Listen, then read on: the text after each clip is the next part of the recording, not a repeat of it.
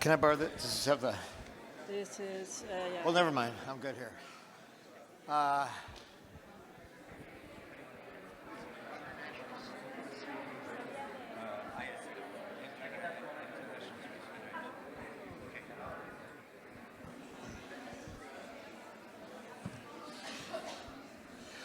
Okay, time for the second session of the day, and we have two world-renowned physicists, biophysicists, and we're going to talk about their views of consciousness and life and the universe, and I'm not sure what else, but I've been very much looking forward to this. I kind of see it in my mind as a battle of a heavyweight championship of the world in terms of the physics of the ontology of physics and everything. So enough about what I think. Our first speaker is Nassim Haramein from the International Space Federation, and he will talk about from quantum vacuum oscillations to mass generation and life. Round of applause for Nassim, please. Thank you. Thank you.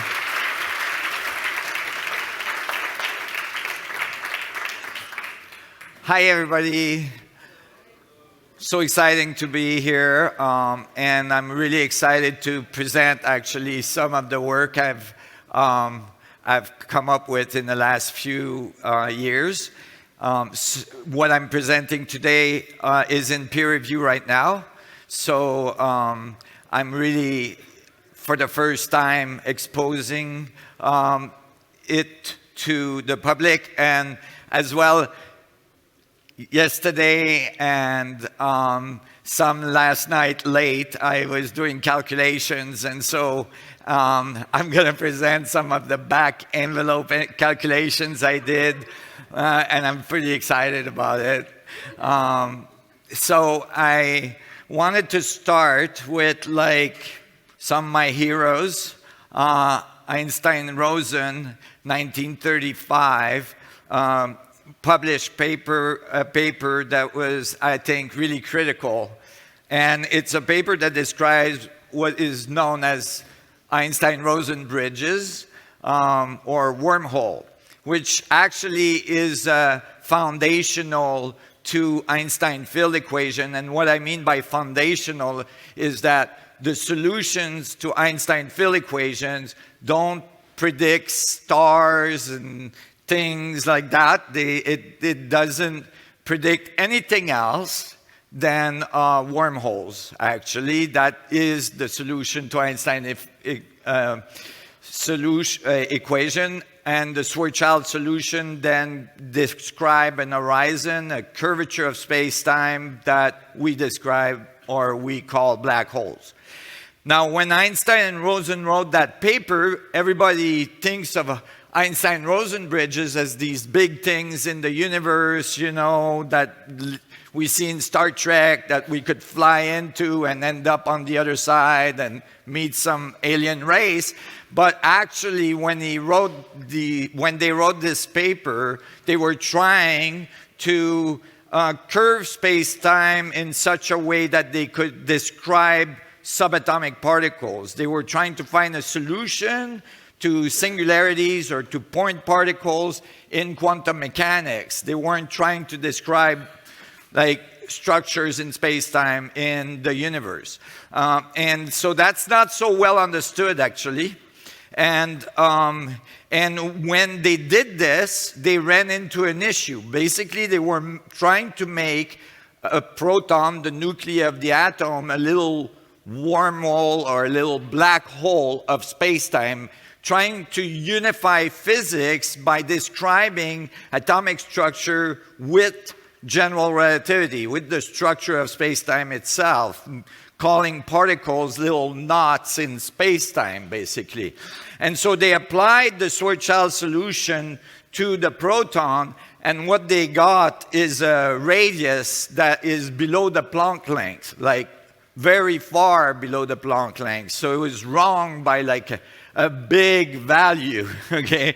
Orders and orders of magnitude. In fact, in general, when people look at that, they do an approximation. Yeah, they say, oh yeah, it's about 40 orders of magnitude, 35 to 40 orders of magnitude wrong. And I don't know, but like in 100 years or so almost, nobody actually noticed that if you do the calculation precisely, you find something remarkable. You find that the relationship between what they found and the radius of the proton is exactly alpha g. Not approximately, exactly alpha g. And alpha g is the relationship between the gravitational field and the strong nuclear force. Like, how coincidental could that be? All right? And nobody realized that, oh my God, if that's the case, in fact, Einstein and Rosen might have been right, because all you need to do is reverse the equation instead of trying to find a radius that would obey the condition of the Schwarzschild metric. You look for a mass. And now you have the mass of the little black hole in the radius of the proton you're measuring, and you have the energy, right, that you need to produce the strong force, to produce the force at the source of confinement. It's called the color force internal to the proton. And it's very, very strong. It's in the range of neutron star pressure. So I guess I was the first one to notice this. This was like, a while ago in my youth.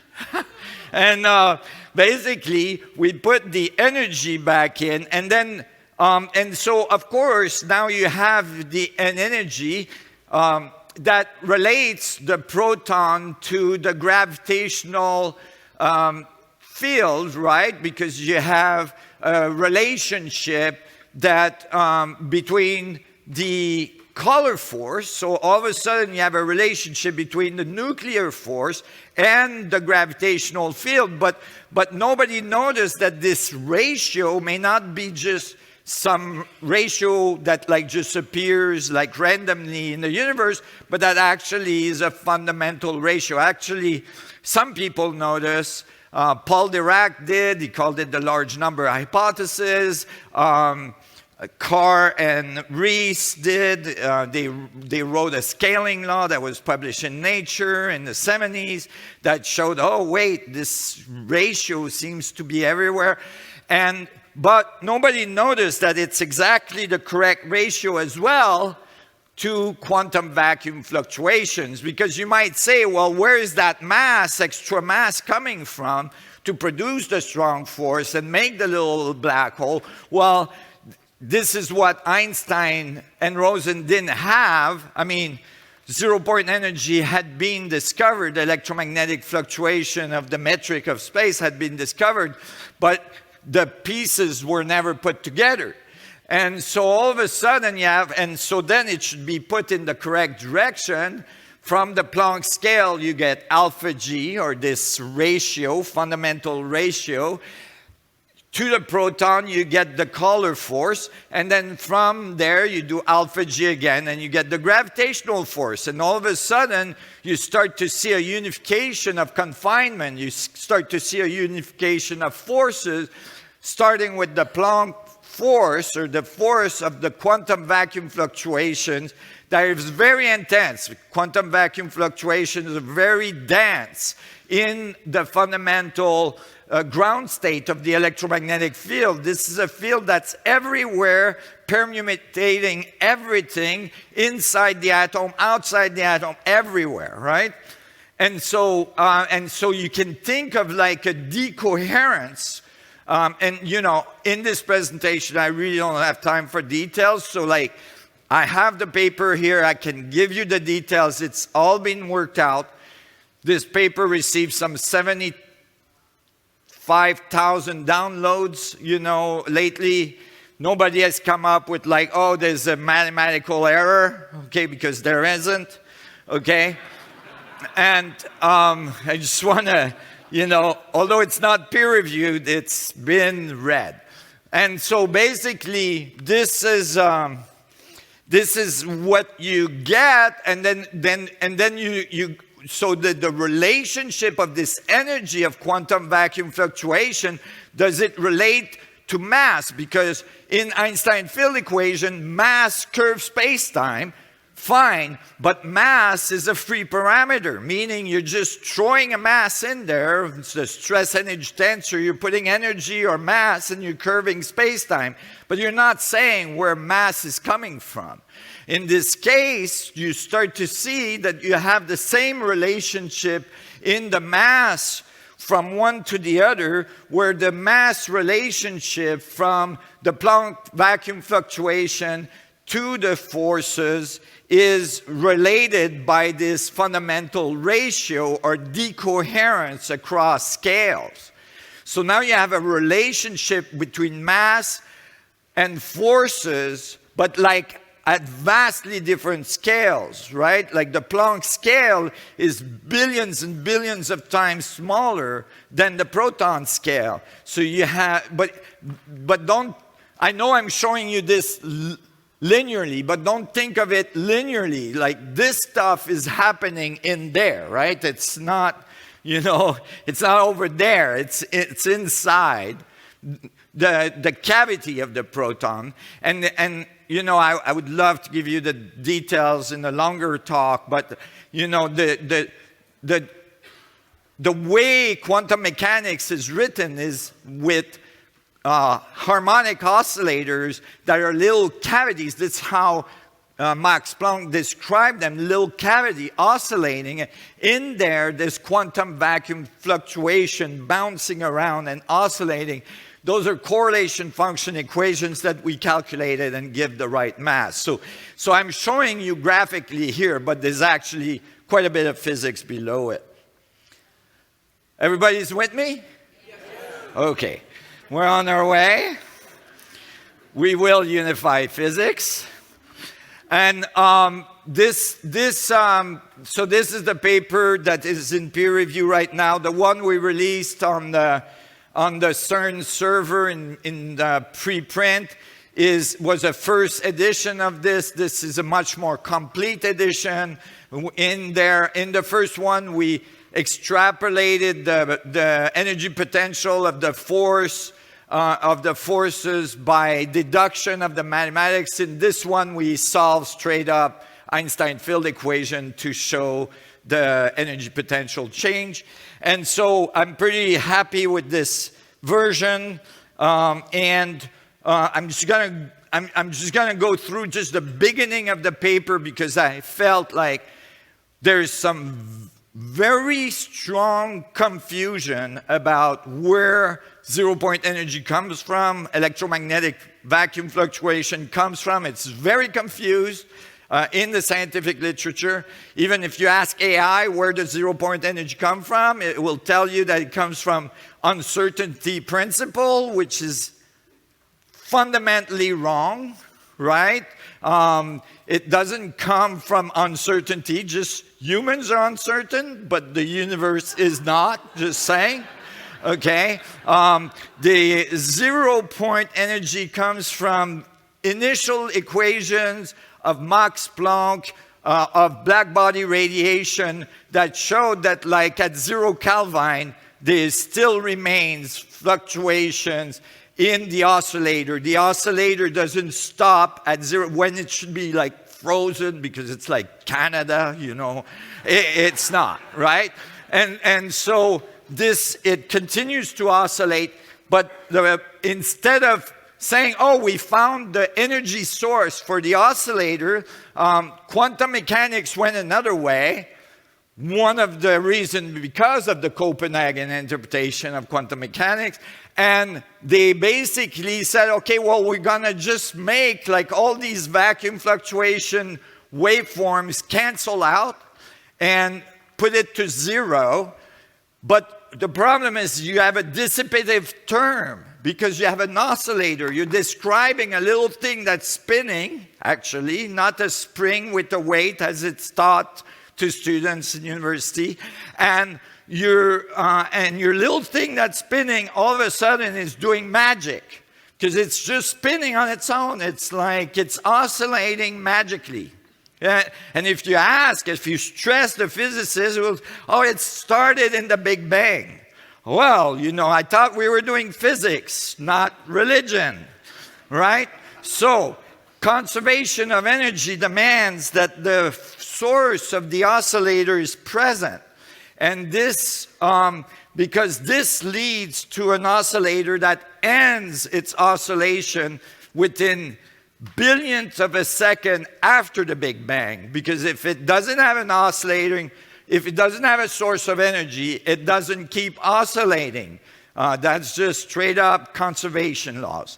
And so basically, when you actually solve the equations properly, and this is not me, just by the way, this is in, electromagnetic, proper electromagnetic descriptions in books. You can, when the source is there, then the term don't cancel out. That means that the equation remains non-commutative, which is required for quantum mechanics. If the equations become commutative, you have an issue because the oscillator stops oscillating. And so the equations are properly non-commutative, and the result of these equations leads to the Heisenberg uncertainty principle. So the uncertainty principle emerged from zero-point energy fluctuation, which is the ontological real thing that's happening, not the statistical difficulty that the humans are having is producing the zero-point energy. This is the wrong way to teach physics.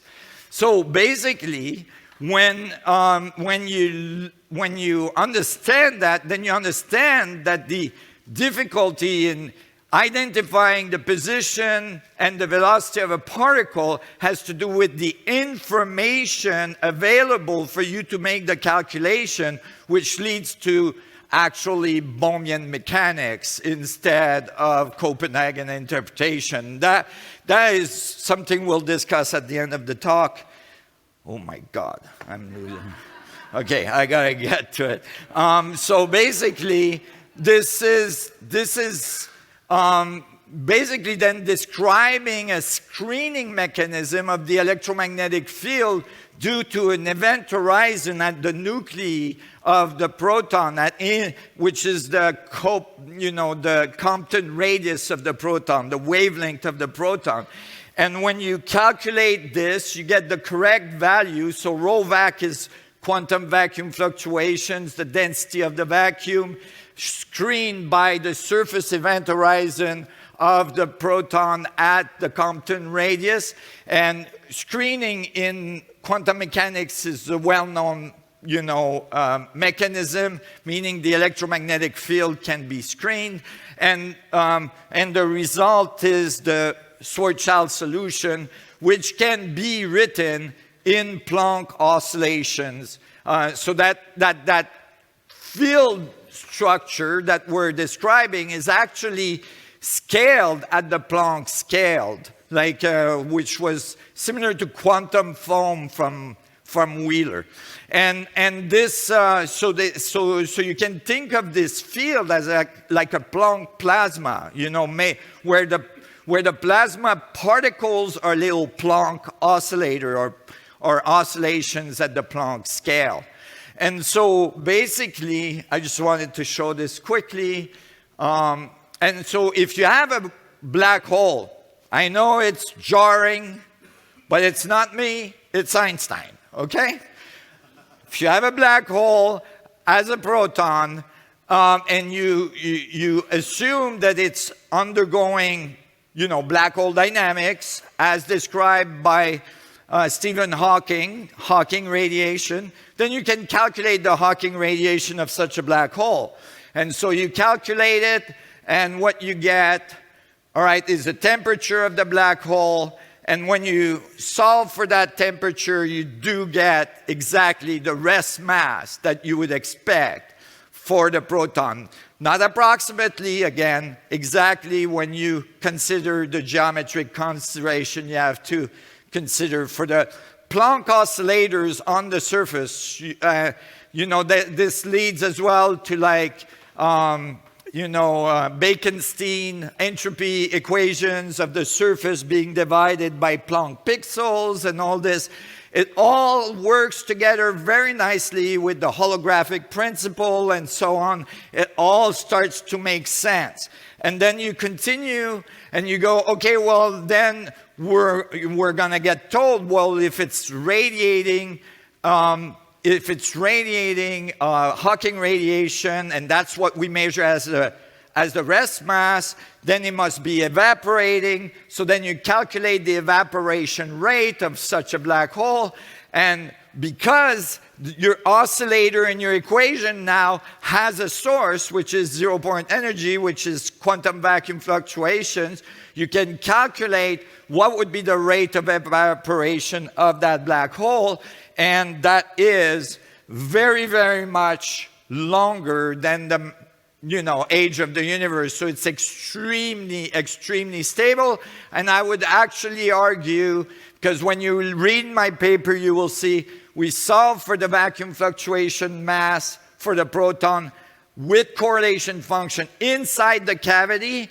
And then the radiation gives exactly the radiated mass, which is the mass of the protons. So you have a source for the radiation mass. So I would say that it's infinitely stable because you're radiating exactly what you're producing internally. But even if you weren't, it's definitely a stable proton. And these values actually agree quite well with gut theory and so on for the stability of the proton over time. So then you calculate, I'm going through this very quickly, but you calculate, the forces of such a thing. You can think of like the pressure of the electromagnetic field going through the horizon of the little black hole, and you can think of it as a decoherence, of the Planck plasma as it goes from the Bose state, like a state of high coherency in the center of the black hole, to lower coherency as it goes through horizons. And when you do the calculation, so from the Planck scale, so this is like the graph I started with, from the Planck density or the Planck force, there's a first decoherence, and it obeys a Yukawa potential.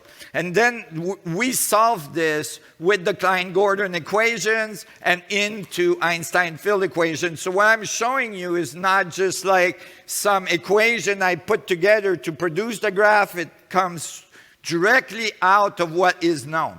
And so basically, you get a first decoherence that undergoes a Yukawa potential. It's so steep that you don't see it on this scale graph, so we zoomed it in, right? And then you get another one. Okay, so the first decoherence gives you the color force, and it's correct, it's exact. It's actually interesting that just recently we were able to measure the pressure of the color force inside the proton, and we're exactly on what they found. And then you have a second decoherence that gives you the residual strong force through the second horizon. So you have an horizon at the Compton radius, and you have an horizon at the charge radius of the proton.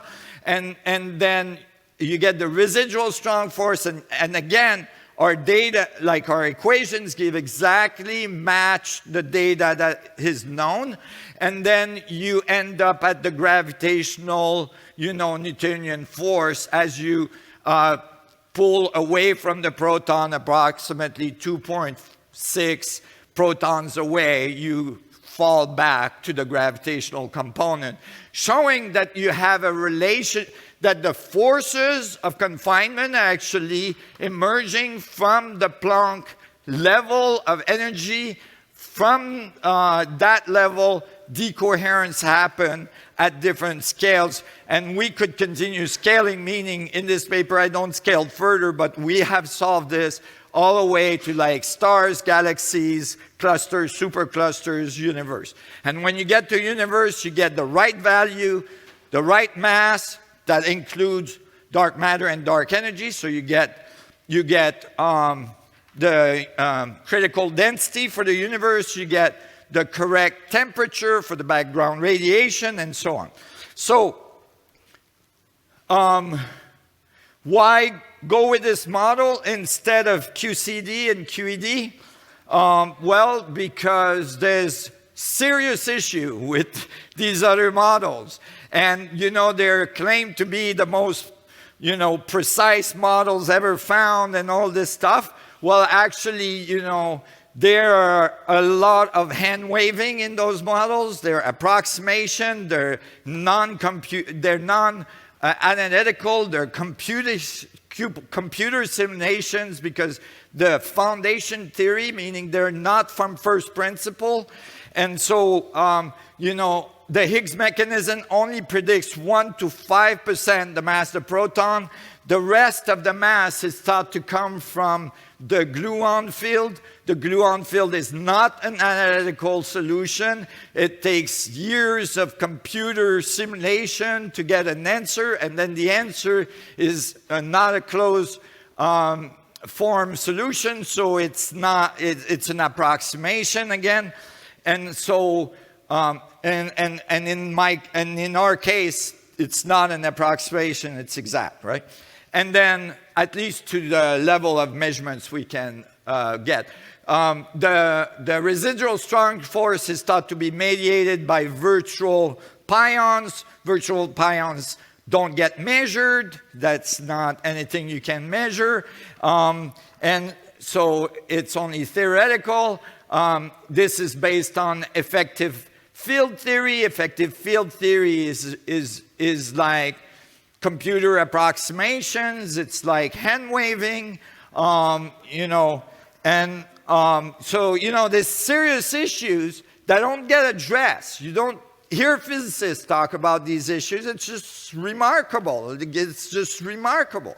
And then there's all kinds of renormalizing problems that occur because there's all kinds of infinities that shows up in these equations, and you got to renormalize all over the place. And, you know, Dirac, Feynman, many others had serious issues with all of these problems, but this is still being, so there's no alternative. I'm proposing one. So to get to consciousness, oh my God. Okay, to get to consciousness, the paper eventually leads to, and I don't mean to be critical, I'm just being critical. I'm just being critical, I'm just, you know, this is the way, the state, let's be clear about the state, right? So in the paper you find, when we were solving the Klein-Gordon equations, that is equations that they're describing the wave interaction of the field of the, and how, you know, it changes dynamic as it undergoes phase transition. You know, those big drop, right? Something came out that was kind of remarkable that I didn't expect. And is that the rate of decoherence, you know, I called it decoherence growth rate because it kind of really leads to like the idea of biology. It happens to be phi. Now, I haven't seen phi come out in physics before. There's one instances of phi coming out in physics that I know of, and that is in Davis' paper on thermodynamics of Kerr-Newman black holes, where he noticed that phi comes out as the phase transition of the thermodynamics of a black hole. And this is related. In the paper, we don't go into it because it would be a whole other paper on its own, and the paper is already too long, right? So basically, this phi is the golden ratio. I'm sorry, I forgot to mention that, right? And you find this thing like in the sense of like the Fibonacci series, which is an approximation. You find that life seems to approximate that ratio all over the place. And so if you're scaling to life, then we start to work on like a coupling. So think of the little oscillator at the Planck scale coupling together to produce the oscillation at the proton scale, coupling to get the electron, and we do get the electron, but we don't address it in that paper.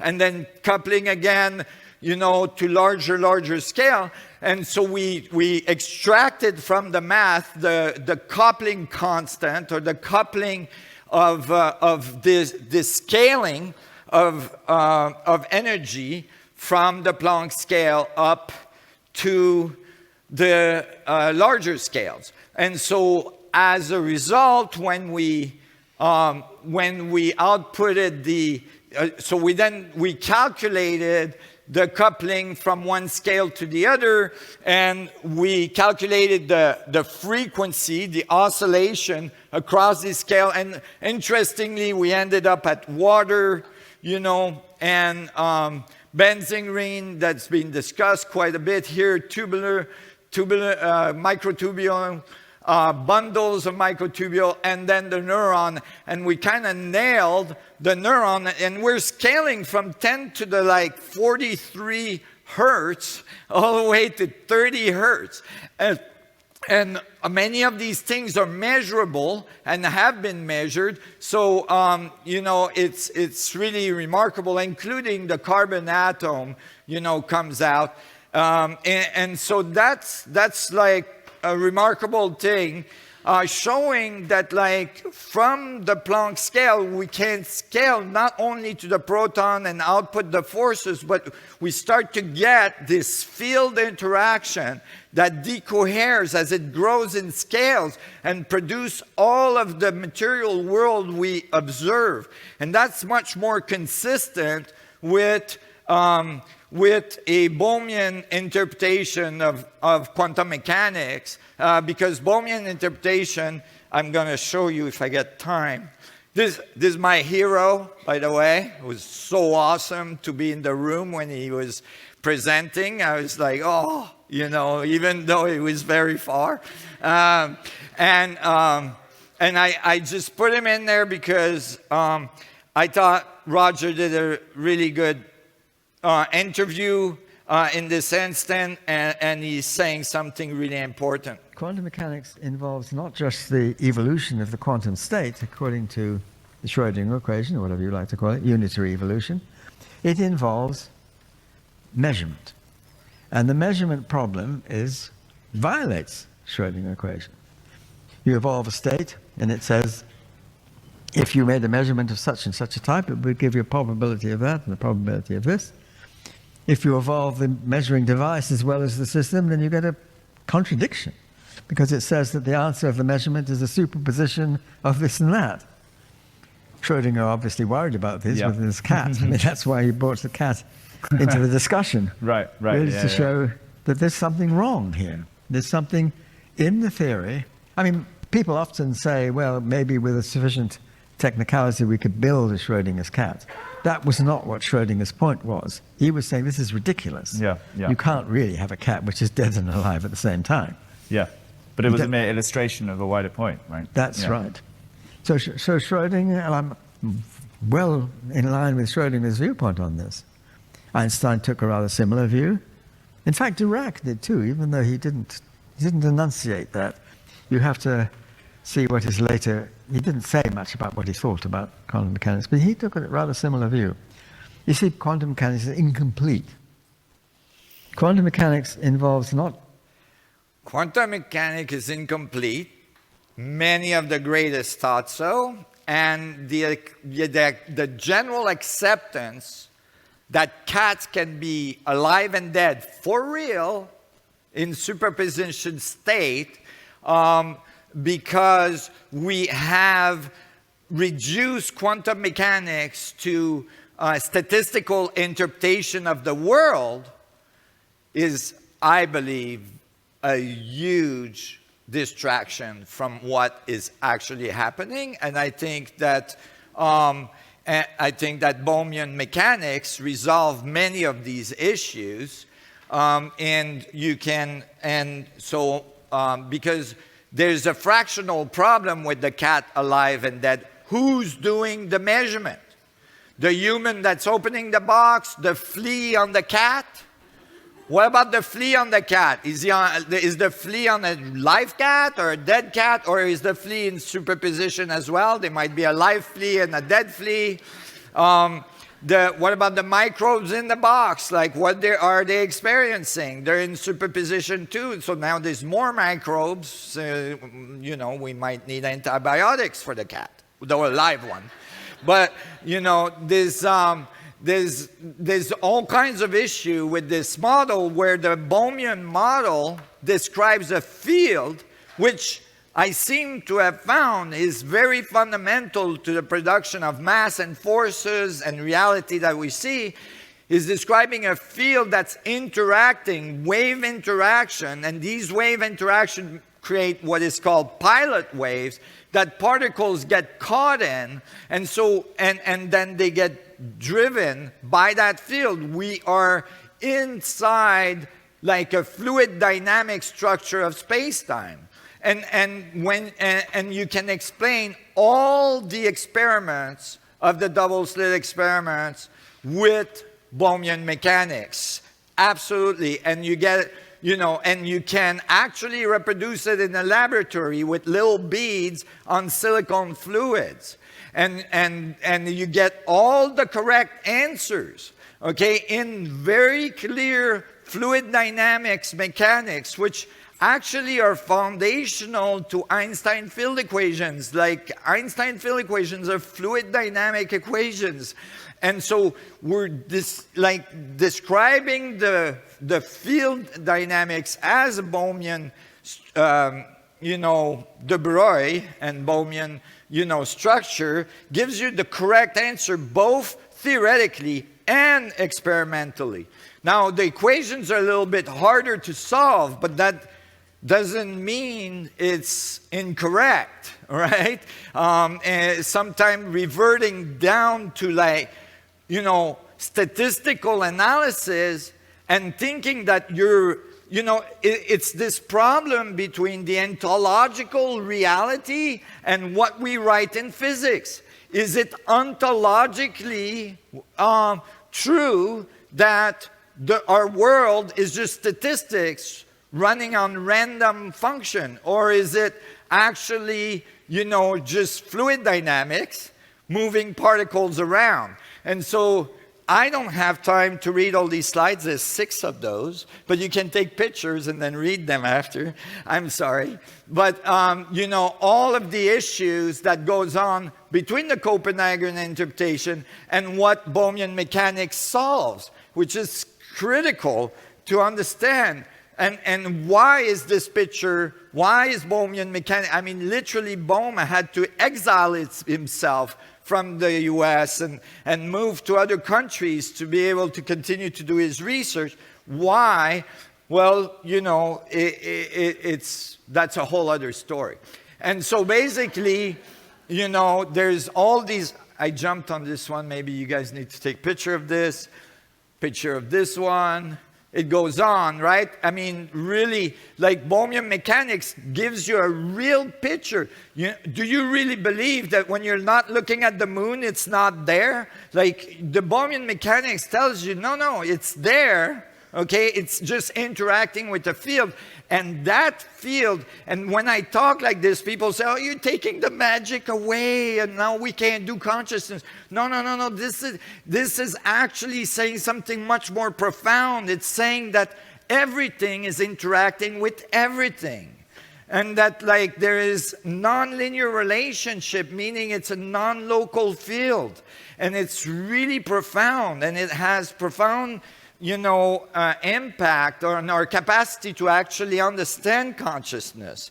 The body might not actually be, you know, a production of consciousness, but might be, and certainly microtubules and so on, might be an antenna for this fundamental field that is moving information across scales, which would, you know, which is supported by the equations I just showed you.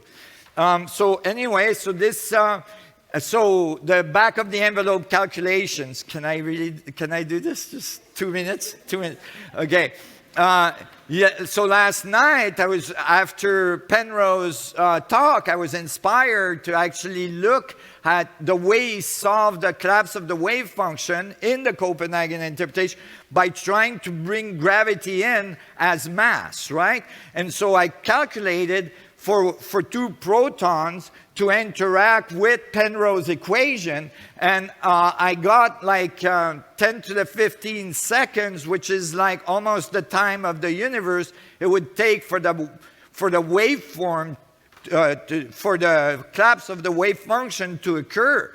And so I was like, well, that can't be right. And of course, you know, the way Penrose goes around that is that he says, well, the proton is never alone. It's an assembly of proton, and the mass goes up, and when you put the mass up, then the time reduces and all this. But then you have to have a lot of protons, and then, you know, we do shoot electrons at the slit one by one, and, you know, they are collapsed. They're there. And so basically, I tried to solve this. And then I pull out the model. This is in my paper. And the model says that actually mass and forces is the result of the circulation of this zero-point energy field at different scales. So I calculated the circulation of two Plancks opposite to each other in that proton, okay, based on Penrose's equation, to see if I could come up with anything that's made sense, that I could support, like, empirically.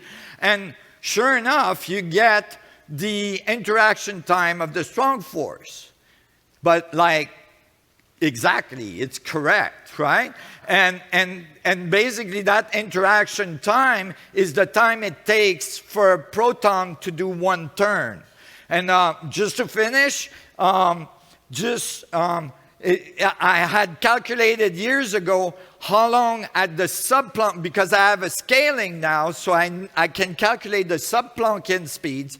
And so, because the wormholes are Planck-sized black holes, so you need sub-Planckian to go through the wormhole, right? So I calculated that, and then I calculated how long it would take for a bit of information at hyper-Planckian speed, which is a problem in Stephen Hawking calculation of Hawking radiation. And I calculated how long it would take for that bit to go through all the protons in the universe and end up on the other side. And I got the same value, like the refreshing rate of the universe is actually that value, 10 to the minus 23 seconds. And so basically, you know, every time a proton makes a turn, the universe is refreshed through this nonlinear field interaction of Bohmian mechanics. Thank you so much. I appreciate. Thank you. Thank you.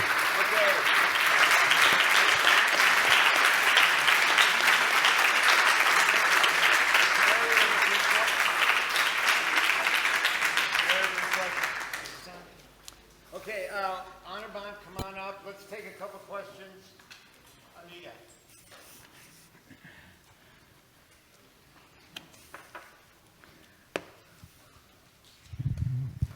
Thank you for that presentation.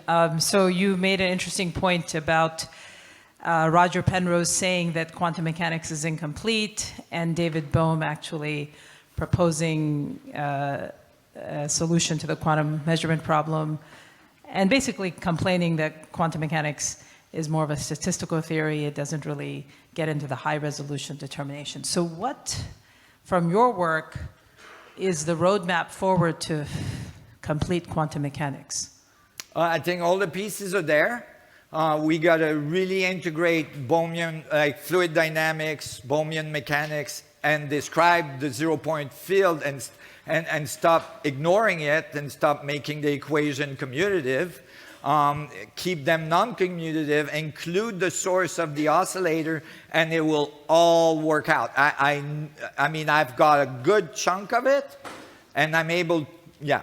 Do you think quantum field theory is already doing some of that? It is, Yeah. except that it has inconsistency, like the A vector for the electromagnetic field and so on, that actually produce, which actually Dirac said, you know, this is analogous to some kind of ether dynamic and so on. It's like, it's a pressure in the field. We can't, it's almost there, it's just missing, but we removed the source of oscillation, we removed the field interaction, and we need it back, and when we put it back, it's all gonna work out. I really believe so. Okay, one more quick question while Anirban finishes his talk. I can't see. Are there any, right there, behind you, behind. One of the things that strikes me is there's a hierarchy that keeps building. You know, we go from tubulins to neurons. Hang on a sec. The hierarchy. One of the things that strikes me is there's a hierarchy that's building. We go from tubulons to neurons, etc.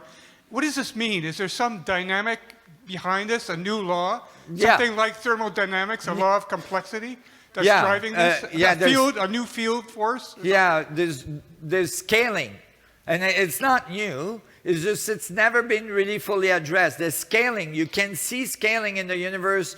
Paul Dirac was on it. He called it the large number hypothesis. It was at the end of his life. They said he was a little gaga and that he was doing numerology. But, you know, it really, like, you can see that there's scaling relationships, and we need to understand the relationship of these scales, and then we can unify. You see, that's the... What drives the scaling is the interaction, the correlation function of those wave oscillation in the field. Like they produce standing wave and they produce cancellation of wave, and the relationship produce places where there's things and places where there's not. And so then you get scales.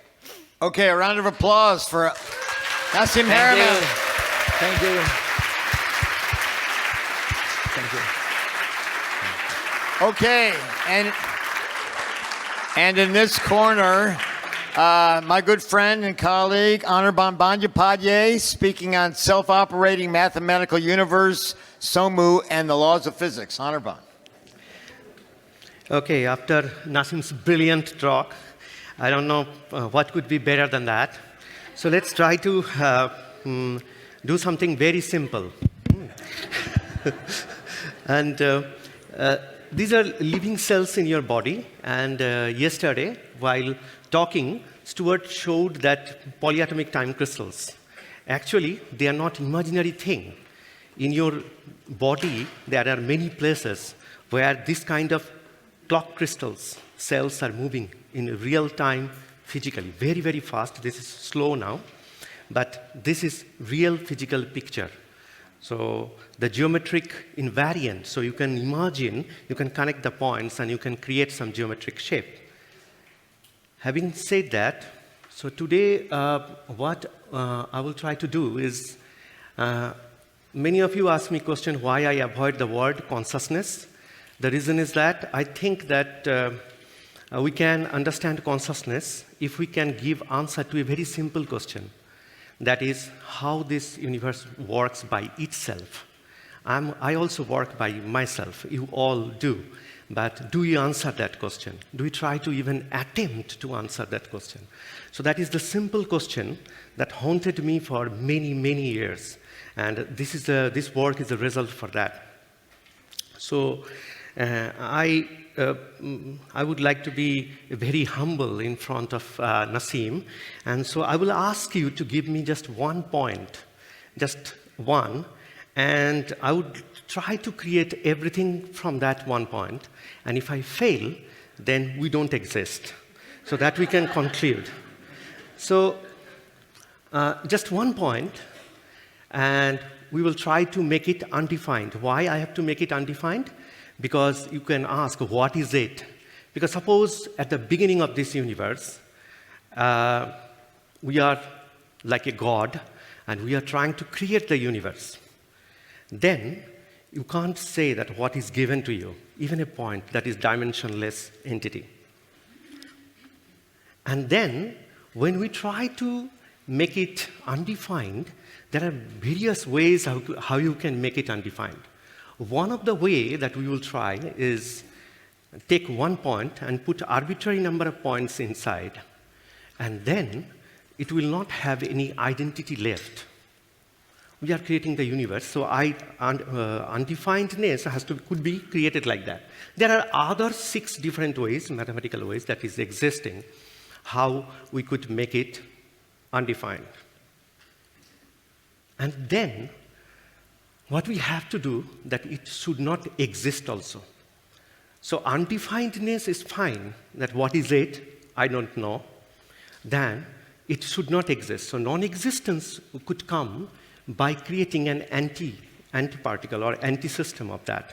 So duality could be delta x 0 is equal to 0. So making the point non-existent or probability mass removal, erasing all positional information is necessary. So now you give me a point and I make it non-existent and undefined. So I take nothing, I have nothing. I have not taken, so nothing is there. So with nothing we can start. So undefinedness plus non-existence. What I have taken from you cannot be defined, so no one knows what it is. And what I have taken from you, no one knows where it is located, so it is non-existing. Okay, so now let's build it. So I will take 1 point and we will go on adding arbitrary number of points. And this calculation you can do on a piece of paper. All the thing that I will present to you today, you can do it on a piece of paper and pen and simple laptop. So here you see when I have written 6, I have taken 2 balls 3 times and it is 6. Or I can take 3 balls 2 times, it is 6. So 2 different ways you can. So it is called ordering. Why ordering is important in nature? There is a term called non-commutativeness or commutativeness. If commutative, then it is classical. And there could be non-commutativeness. So if I am a god and trying to create the universe, I have to make provision for both. So I will keep it, so because I am a good god. So you will see here, for 12, all different choices are there. So what would be commutative? 4 into 3, 6 into 2, this is commutative. But when I take 2 into 6 and 6 into 2, 2 into 2 into 3, 3 into 2 into 2, so I'm doing ordering and counting. So that is non-commutativeness. So I will estimate both, okay? So, and if I do that, so this is, when prime numbers are there, then there is no question for commutative and non-commutative because it is primes. But if it is not, then we can go on counting and we can create.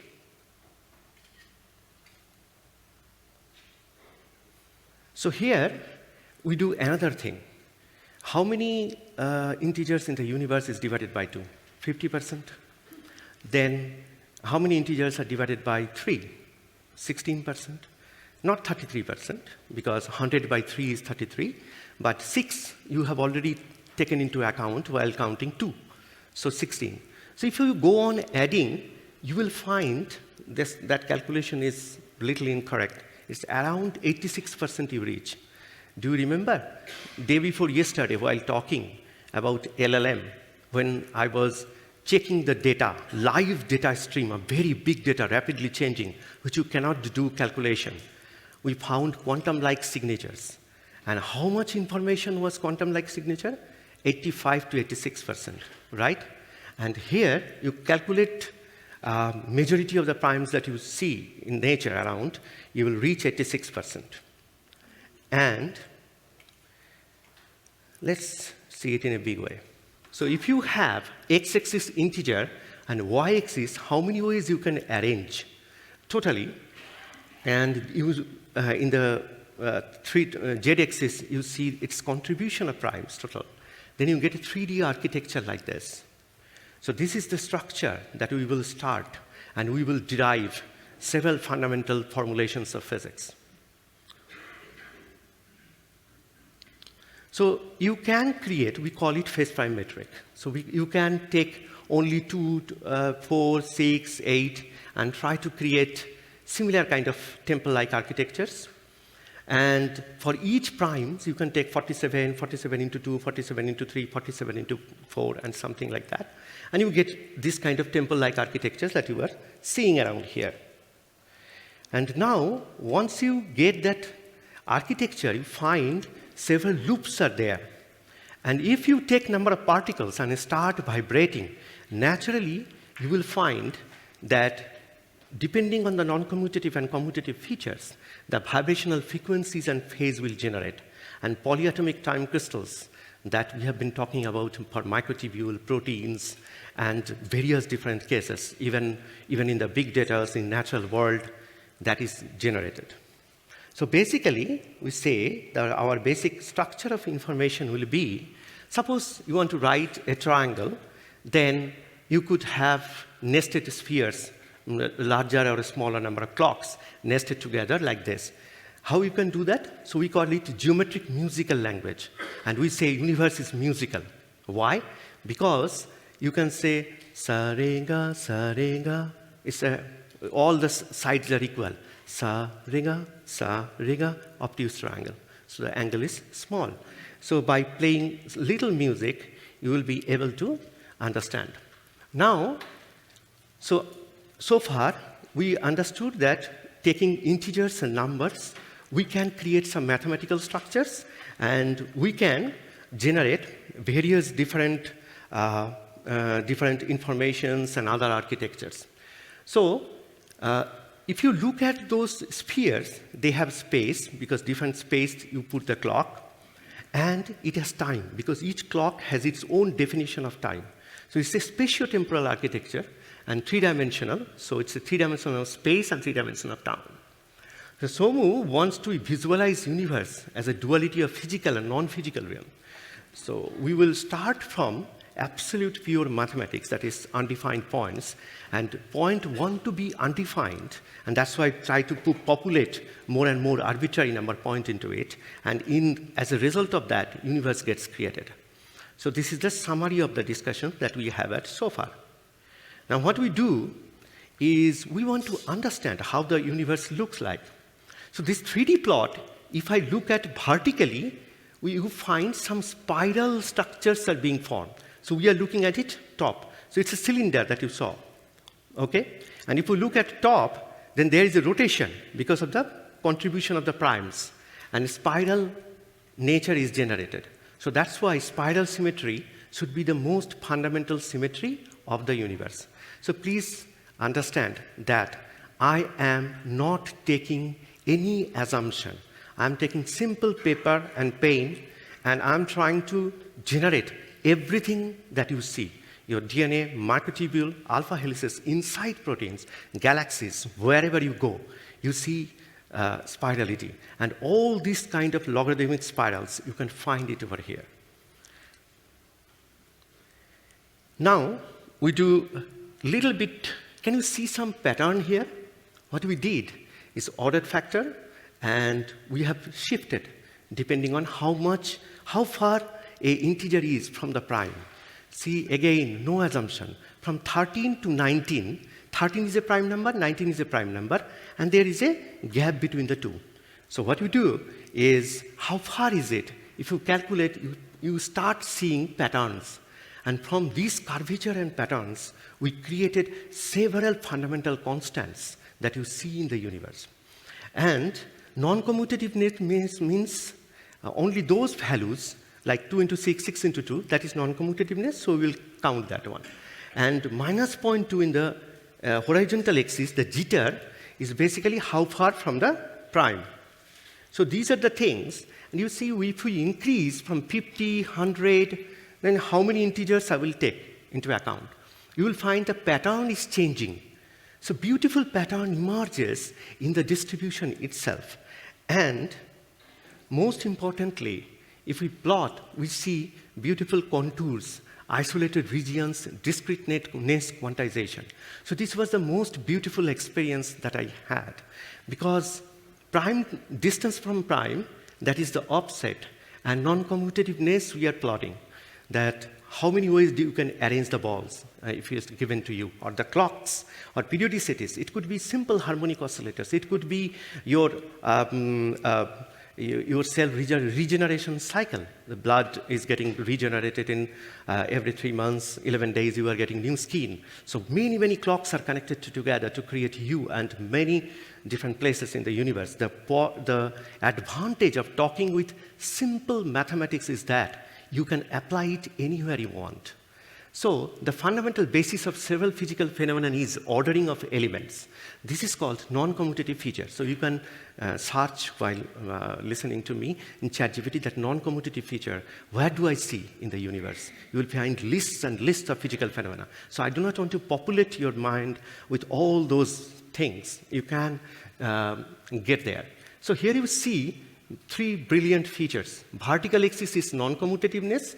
Horizontal axis is distance from primes. And you see resonance quantization is there. So you see quantization. And from those ratios, you can find it fine structure constants and several fundamental constants that are there. So the plot is like this. So this is very close to the zero, and that is farthest from the nearest prime numbers. And you see when you go very, very distance, density of primes go on decreasing and decreasing and decreasing. So what happens, whatever the interesting thing that is happening in the universe happens only in few integers. You do not have to go to a very large number or very large primes. And you can find they create clusters at various different places. So what we did is we carried out extensive search that these kind of densities of primes and others with the plot they are generating, what kind of physics is hidden inside? One very important thing, the divisor count for any integer and the non-commutativeness. The ratio of the peaks is 1.5, 3.2. And we generated all the Fibonacci numbers just from this quantization. So Fibonacci number was not created by any human, that previous 2 numbers you add and you get. Now you get it from this kind of plots. And why are we doing this kind of plots? Because we want to make one point undefined and non-existent. Not only that, we get every band is lower than the next by √10, that is 3.16 approximate. So 3.16 to 3.145, these integers will come time and again, time and again. And we went on creating different harmonic links and these signatures, quantum Hall transition effect, and especially age numbers in quantum Hall transition. All the age integers one by one you can see there. So I have not started. My background is physics. So I have made sure that no physics manipulation is there and no forced value is there. So if you just take the plot, log-log plot, as we have said, you can find out the magic numbers of 24,000s in the bosonic string theory. You can find they are emerging just from the quantization, a non-commutative part, if you take both isolated and try to make point undefined. And of course, if you go for up to 10 to the power 6, so if you go millions after millions, you will find more and more. Only Fibonacci gaps are present in the integers. So in future, when our kids will be using very advanced LLMs, they will not learn anything, only they can learn counting and they can generate physics. maybe in some LLM, futuristic LLM. So Fibonacci ratios arise from critical curvatures and quantizations of the integers and how do you arrange those values. So starting from nothing but the Dirichlet delta of a positive integer, the non-commutability index creates harmonic ratios, critical multifractality, and Chern-like Fibonacci scaling. Arithmetic alone knows the music of hydrogen, the turbulence of air, and the topology of quantum Hall states. If the integers already know quantum criticality, what else about the universe is just hidden arithmetic? So now we will get into a little bit of different topic that we will redefine dimension. So in quantum computing, what you do is you take a sphere, and for every dimension, say you want to create 5 qubit, then 360 by 5. So this solid angle, you take out the vectors. So like string theorists, they take 10 dimensions of space-time curvature to explain their thing. So when we encounter this situation that I can create so many exciting things that are abundantly present in nature, in biology, in mathematics, in chemistry, in astronomy, everywhere, then why not we try to see how the dimensions are being played out. So basically, what we want to do is space, then time, that is loop-like, then topology, geometric shapes, and of course the prime, where we have started. So our concentration today is only on the primes and seeing the primes. Because microtubule, 13 protofilaments, prime. In the cortical column, I have 7 layers, prime. I have 47 Brodmann region in the cortex region by which I am conscious, 47, prime. Spinal cord, I have 31 nervous bundles, prime. So anyway, so when we say dimension, so 3 dimensions of space means space is just like a loop and curve and fractals. Time, again, time is loop. There is no past, present, future. So we find loop-like structures. Then again, morphogenesis, and then different structures of prime. So in this way, we go on creating all the dimensions, and from each and every dimensions, we try to understand what is happening. So we don't need to get into details. Just each dimension introduces exactly one new algebraic topological ingredient. Together they talk from the smallest self-referential loop up to an arithmetic helix. When projected, closes the circle. So you see the 3D plot that we created from the prime numbers and then non-commutative and commutative net, we got a helix. So we can create a projection as if somebody has a torch and shining the light at different directions and getting different fundamental features that we have in the universe. And so grand unification is a matter of navigating the loop, not inventing extra layers. So when the mainstream grand unification theories are created, you know, different layers, you carry out different studies, you put them together. So that is how I will end my talk. So morphogenesis, we will talk about a little bit of morphogenesis because, you know, sperm looks like a teardrop and ovum looks like ellipsoid. So you'll find that teardrop to ellipsoid transformations everywhere in nature. So like when teardrop falls due to gravity, it transforms into a ellipsoid shape. And when star forms, then also you find that. So these kind of morphogenetic features are there in those plots. If you remember, there were hidden teardrops, and we used to see them always. And from those calculations, where the points are undefined, we generated the Wagner function reconstruction for various different phenomena. I have just given one example that in quantum mechanics, if you want to prove any system is quantum mechanical, you generate Wagner function for that. And we have really created a database. The scientific community have created a database that if you have this kind of quantum features, what would be the Wagner function? What would be the density matrix? What is density matrix? It's contextuality. For example, all of you are sitting over here. If I change one, all of you will be changed if you are entangled. How you will change that map is the most credible evidence of a quantum technology. So for an example, I build quantum technologies. So I create circuits and conditions in such a way that this kind of features are relevant to us. And we mapped them out just from this pattern of primes. Not only that, one question always triggered me, that why there is a particular layer, universe gets created, and then another layer starts. For an example, I'm looking at you, 10 to the power 11 number of atoms, molecules in my eyes are vibrating coherently. That's why I'm able to see you. So in the nose, all the sensory systems at the molecular level, they are quantum. So how does this happen that nature starts creating some elementary particles, it decides to stop, and then again considers it as a unit and starts counting, and builds next layer and stops. So why this stopping happens, and then next layer construction begins?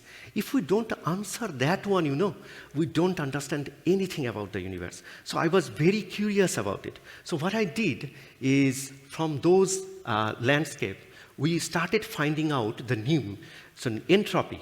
What is entropy? Suppose 12. How many ways, what are the number of divisors? More the number of divisors, more is the entropy. And how many primes you are using to create that number. For an example, 64. You use 2 many times, but you use only 1 prime. That is 2. So in this way, if you go on creating, you will find after some time, you use few number of primes many times. So that entropy gets saturated, and you are unable to find. So Dickman-de Bruijn function, that actually calculated that how different symmetries we can create. Because symmetry breaking is where you get a resonance frequency. When the ordering breaks, triangular ordering to square ordering. So it breaks. So if you try to calculate that one, when they found there is a terminal. So when I am talking about a cylinder, after some time this cylinder has no value. So nature has to stop and go on. So that particular feature is calculated and shown here. So in this way, we try to find quantization. So it is Erdos-Kac normalized variable. We then again calculated for large number of integers, and we found that around 10 to the power 11, 10 to the power 12, you will always find that there is a saturation, and you have to start recounting. So the only way to encode genuinely fresh variation is to promote a block of repeated factors into one higher level unit and restart the prime inventory, normalize and recount. You can't just go on creating it. That is how divergence came in.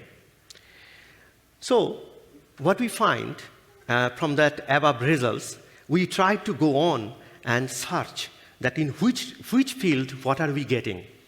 So in high energy QCD, in cosmology, in neutron star UOS, astrophysical dust coagulation, molecular chemistry, protein folding panels, network science, earthquake, Gutenberg Richters, and linguistics, also in finance. Everywhere we find that a very particular curvature constants are there when we take into account the geometric invariance in the data. So one thing we could understand that from 3.15 to 3.4, or this region, again and again, particular curvature and criticality is coming. It doesn't matter which field and which topic you are dealing with. So to summarize, we got clockwise and anti-clockwise rotations, contribution of primes, and with that, we made our journey, and we are trying to find out that how the universe, information in the universe should be encoded. Right now, you need right size pot to hold particular kind of vibration. Everybody talks about space-time, and space-time. I was at the PowerPoint poster presentation, and somebody told, this is my space-time metric by which we create this, understand this music. If you do not know the pot, how and where it is encapsulated, you never understand. You never create any music. You need to hold it. You need a cavity to resonance. And that's why cavity is very important. And I will show you how the cavity is created. So for us, prime numbers are the codes of the universe, right? And if you create a right cavity, then you can generate and you can understand what is happening. And this is not what I have created. This is what thousands of scientists have created in millions of papers. So what we actually do is, for a particular physical phenomenon to express, we take a very particular kind of tensor. I have made your work very easy, or anybody wants to do physics, job very easy, that you can find out that these are the types of symmetries. But I did in a back way. That means I'm a physicist for, say, more than 30 years now. But the tensors and tensors structures. For an example, this is called Kronecker fractal. So Kronecker fractal tensors, circulant tensors, there are many kind of box symmetry, different kind of symmetries are there in the tensor where you write the values. And if you see, like Nassim was presenting, different equations he used. But those equations, all the equations you cannot put in a single type of pot. You need a very special kind of pot to do that. But have you ever thought that who writes the pot? Who designs those pots? So all those pots are coming from the density of primes, the prime patterns. So now, and I took only prime pots, because if you have a prime number of pots, you can combine them, and non-prime pots you can easily create. And we have the rules, right? So except, let me go. And once you have those, this box matrix where you write, why we write? Because I see all of you as a matrix. Because some of you have some kind of thoughts, some of you have a different kind of thoughts. So when we come to understand the origin or construction of the universe, then what always we try to do is to look into different kind of symmetries that are put together. And we get manifolds, because we want to create clock-like loops. From which clock I will go to where? This pathway. Again, we have scientists now sitting here, but when the universe was getting created, there was no school, there was no university, and forum, peer-reviewed publishing system. Okay, we publish this. Okay, let's create a universe next part this way. No, there was nothing. And when there was nothing, there should be some automaton rules for everything. Have I found it or not? That's a different question. How many of them I found? Of course, 40 minutes is a very, very small time to say all of it. So I'm presenting a fraction. But this is how each and every clock pathways could be connected. And those are revealed only from that three-dimensional cylinder that I showed. So just to show you how it looks like, these pathways, this is only for 12D. So you understand how complex is the universe to do it. Okay, so fusion of local ppms and its fractal self-assembly is the universe.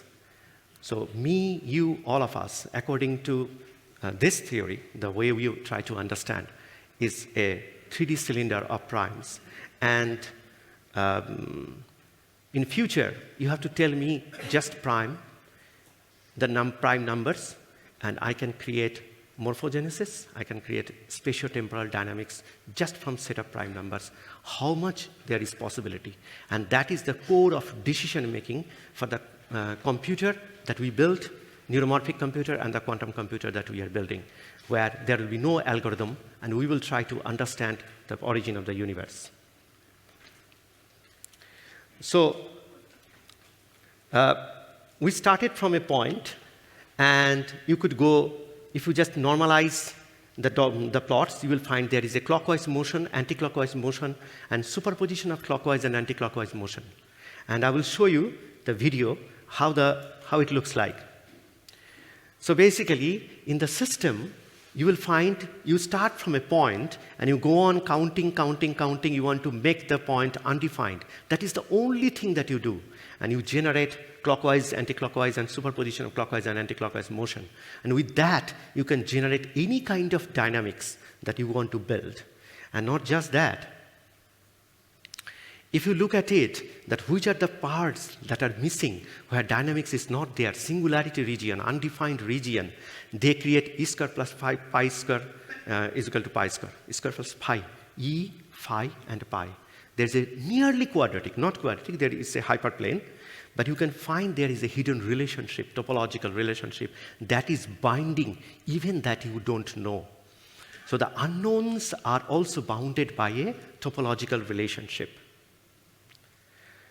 So then you can look into the density of primes, and you can find beautiful pattern of, if you just look at density of primes, because where the primes come. I am asking you not to discover new primes. Only few primes, 15, 20 primes, you learn them, and you can find mysteries.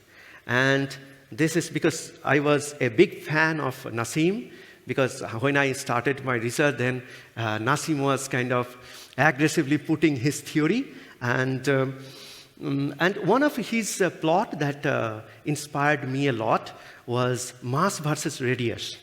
So when I thought that I am also trying to understand universe from nothingness, that nothing should be there, just integer and counting. So we plotted mass versus surface area versus by radius.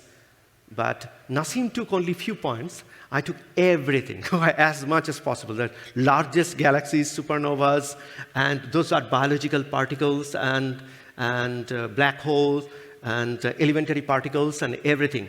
And we got a clockwise, anti-clockwise, and superposition of clockwise and anti-clockwise that connects the whole universe, not a straight line. I'm sorry, Nassim, where are you? Don't kill me. Yeah. So, and we found that also in the density of primes, the same pattern. I think, so all this journey, my journey started seeing triplet of triplet resonance band in microtubules. So I wrote a paper, and I published, and I sent it to Roger. Roger read it, and then Roger and Stuart had a conversation, and then I came to know that he is very upset that how could the universe have only one type of fractal? It could not be. There is something wrong. Triplet of triplet should not be the only thing in the universe. Okay, so we did the calculation, and we found that 53 of them. So 3 into 3 is the top number one, statistically most dominating in the number system. So the fractal that we saw, or if you plot, you will find triplet of triplet. So that is the smallest triplet forms by 12. That's why 12 is such an important number for consciousness. And then you can go on building. So we started with 400,000, we zoom first part, and continuously zoom and continuously find triplet of triplet. So that's what you find it when you touch on your head or protein or anybody. But 5 into 11, Stuart has discovered with psychedelics. They started getting 5 different peaks and other kind of things. So we have to look into that. So with that, I would like to end that all these works are doctoral thesis of Sudeshna. And today, what I presented is that 3.1 to 3.46, in this region, you always find majority of the curves, and a fraction of the result that we presented it today. Most of the results are critically evaluating various different kind of features. And we took nothing from you and promised to give you everything. One day, if not us, someone should create everything in the universe from nothing. All laws, all fundamental constants, resolve all discrepancies, and then we will know who am I.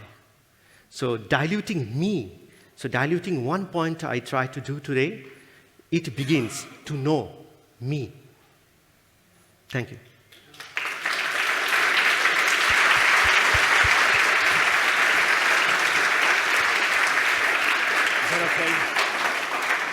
Thank you. We'll take some questions for Anirban, this lady right here. July 9th? Tonight, 10 o'clock in the bar. 10 p.m. Okay, fine. Hello. Thank you very much for your presentation. I'm here. Oh, okay. Listening to you, for me, it was already like AI singularity, because for me it was not very understandable at all, because my major is another field. And yet, I would like to know, because physics and mathematics is directed to the what and the how, and I am more into philosophy and psychology, which is mainly the why, right? And therefore, you said SOMU wants to visualize universe as a duality of physical and non-physical realms. Therefore, it likes to be undefined. Huh. Why? Do you know why it prefers to be undefined? Because as I think that if in the beginning there was nothing, how can you create nothing? So you have to make it undefined and non-existent.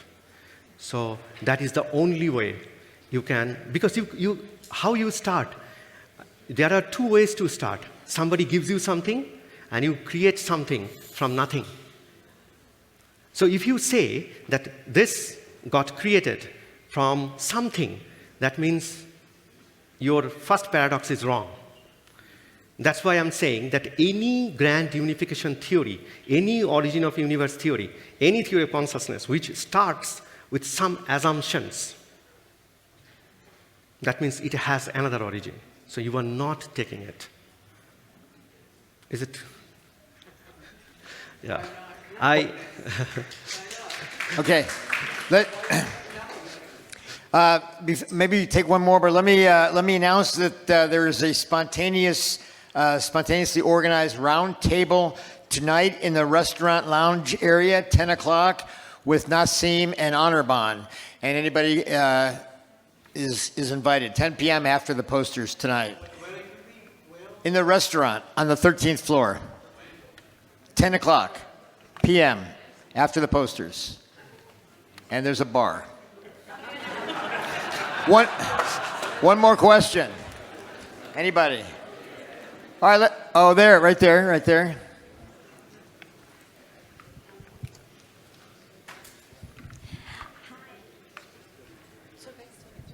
Hello. Hi, I'm Cassie. I'm very glad that you're here because you said, I will give you nothing and I promise to give you everything. I am here because in 1905, Einstein discovered E equal mc squared. And at the same time, another unknown guy developed a super collider. Who is this guy? He's Gandhi. What I'm suggesting here is that I wonder for the science community here right now would look at this field. What Gandhi has started is he created this ashram. And he helped people to realize that we are constantly in a superposition, that we are living in this physical world, mental world, and this timeless world.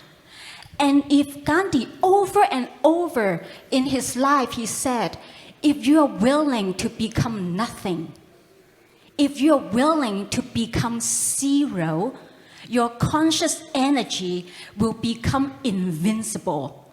And so he started with 78 people in the ashram. And in 1930, he started this salt march. By the end, he faced the British Empire. There are 50,000 Indians following him.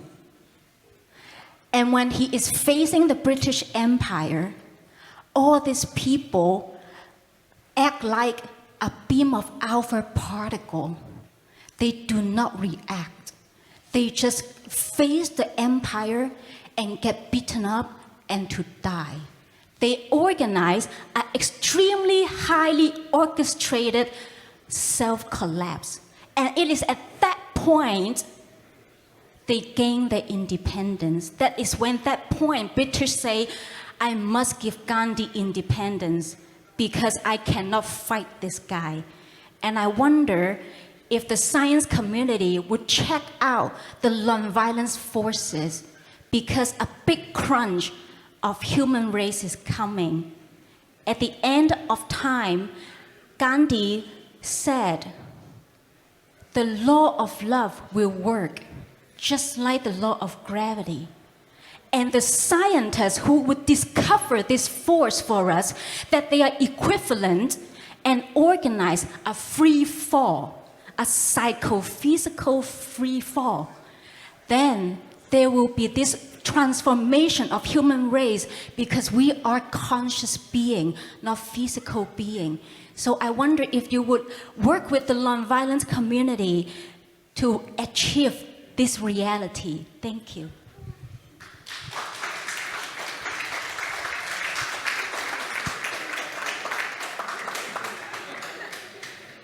At least we have started, because if we make a point silent, then if the universe got created really like that, because nobody knows how it did, because we started seeing this in such a way, as I commented before, that we cannot start with anything.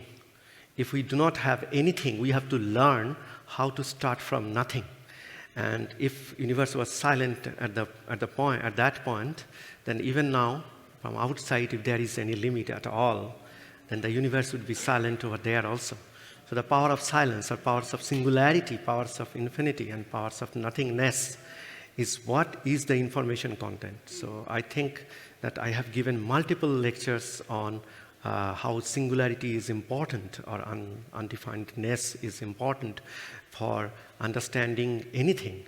We always look at bright and very exciting boom, alpha, and all these kind of things. But there are majority of the information in the universe is unsaid, and said by not saying. Okay, let's thank Anirban. Thank you all very much. Come back 2 p.m. for the afternoon plenary and the roundtable.